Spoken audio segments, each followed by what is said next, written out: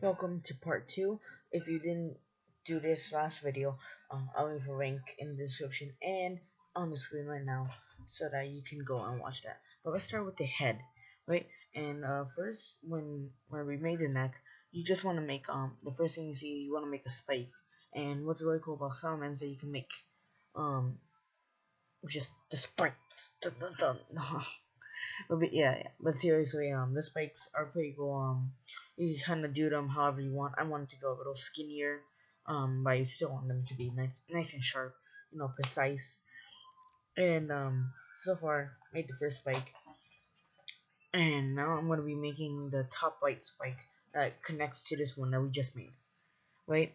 So I'm just gonna, and this one's gonna be pretty big, so don't be too modest with the size. So I'm just gonna do that. We made this second spike. It's gonna be nice, big, thick. At least that's how I did it, and that's how I saw it.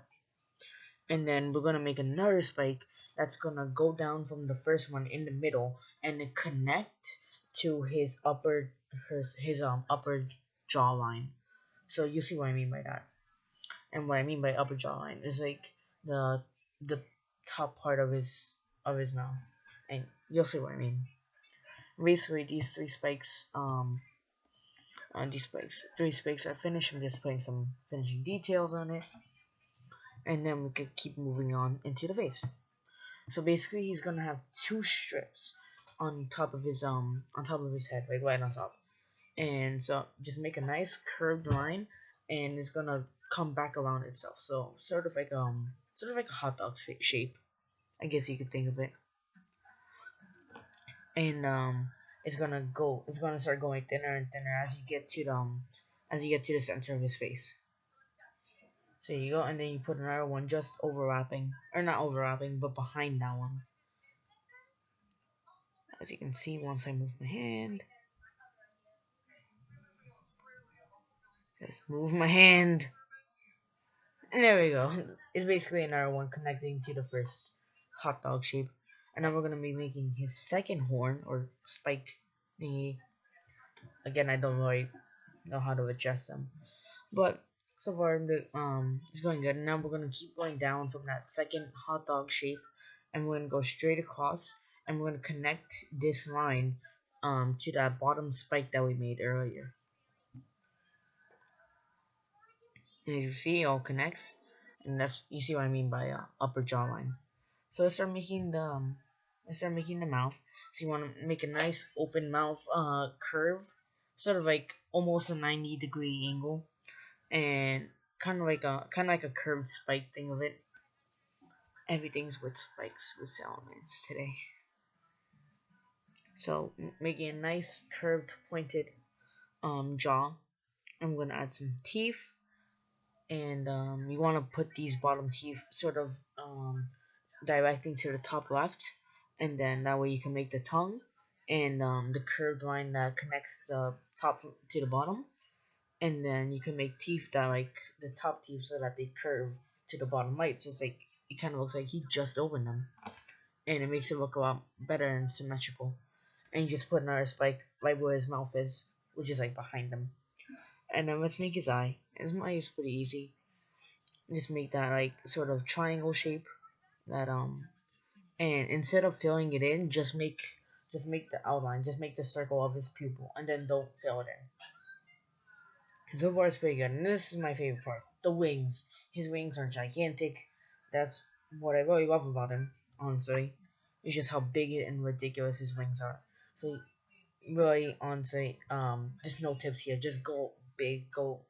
I guess the one tip I have is to just curve them, and to have the one that's behind the other, kind of have like that half circle so that it kind of shows it's skinny in the front, but then big. And these are just like gigantic braids. Honestly, I just think of them as like knives, or like claws or something. And this is what I had most fun about with and I'm just gonna make another curved line. You see how big I'm making them? Like I'm not even doing it in one stroke. I'm like connecting both points together. That's how big I want these to be, and that's why I like this better than my original practice. So So now I'm finishing the wing. It's gonna curve back. Also another tip: if you're having this sort of um angle or point of view, make this line that I'm working on nice and not too flat. Don't curve that too much. It's gonna make it look weird, and it's actually gonna make the wing look smaller. So we're gonna go down, and then this is what I meant by the like overlapping. The one I'm overlapping makes a half circle, just to make it look like it's bigger on on the other part. And this is pretty much it. I'm just gonna put both my names on the rest. That's my name, and then ATA stands for Undersea Artist. And thank you, my artistic columnist. I'm really trying to make that a thing. It really doesn't sound cool, honestly. But I mean, know what you guys think about it in the comment below, as well as what I should do next. Um, that Pokemon tournament video that I just released last week, that was really cool. And now I'm gonna color, boom, color, and really happy with how it looks. The color I didn't do well. I'm probably gonna fix the color a bit. It's just blotchy, but I really like this. This is one of my more complicated videos, or more. And I don't know what I'm doing with my hand. I thought my shadow would make it look more clear. I don't know. Anyway, please rate, comment, and subscribe for new videos every Friday. And I hope you liked this video. And until next week, I'm probably gonna do another animated Pokemon. So stick around for that. Subscribe, comment, tell me what you want to do anyway in the next video, and I'll see what I can do. But goodbye, my artistic colonist.